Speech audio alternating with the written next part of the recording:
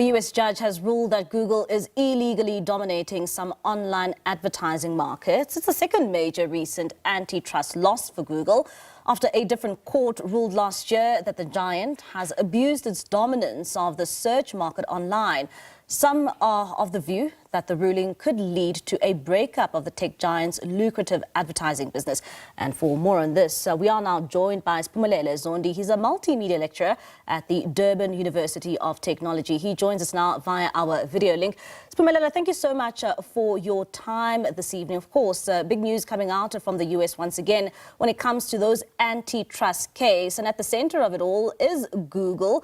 And at the same time, we also know about that matter also involving Facebook. Maybe let's ask you then how to react and weigh in on the latest coming out in terms of the monopoly in the advertising space on our search engines. Thank you very much for inviting me, Mbali.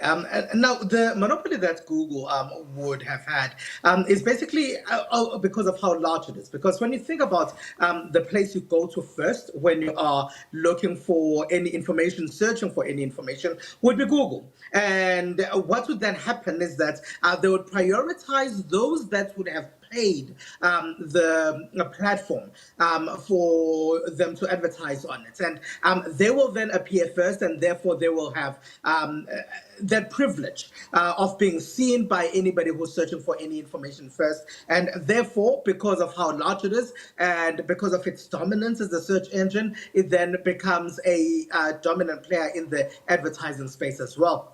One would also ask, I mean, what does this then mean, this ruling from the US courts in terms of Google and this advertising section of the search engine? Would it mean that it would lead to ultimately a breakup in the tech giants' multimedia, or rather the advertising sector?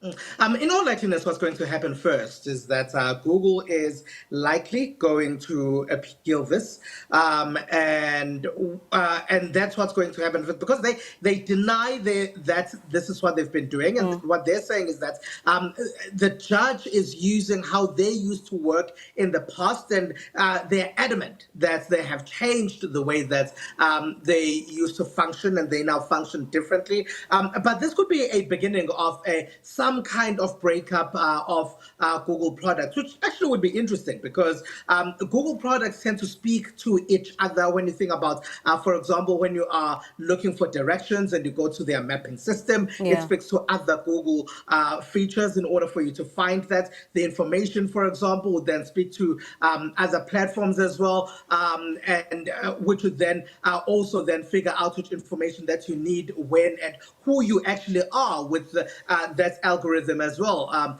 deciphering who you are. So right now, a lot of Google products speak to each other in order for them to, in a way, sometimes make it easier for their customer, their consumer, to find their way around the world, to find their way around the internet, etc., etc. But at the same time, the monopoly means that they are blocking out other players from entering the various spaces in which that they function. And here, it's the advertising space that they are getting a lashing on. And one would also ask, Siphumelele, when it comes to this ruling, that Google says that it will be appealing this matter. What is the likelihood of it succeeding in this court battle? It doesn't seem like it's going to succeed at all but yes, they will appeal because as you rightfully said in your intro, that this is the second antitrust case that they have lost. The first one was on the monopoly that they have on search, and Facebook is also facing an antitrust, anti-competitiveness case as well. It seems like the American federal government is looking at these tech giants and how they monopolize the internet and essentially the way we live, because we live online nowadays. Certainly, Siphumelele, thank you so much for your time and that very important update. That's Siphumelele Zondi, multimedia lecturer at the Durban University of Technology.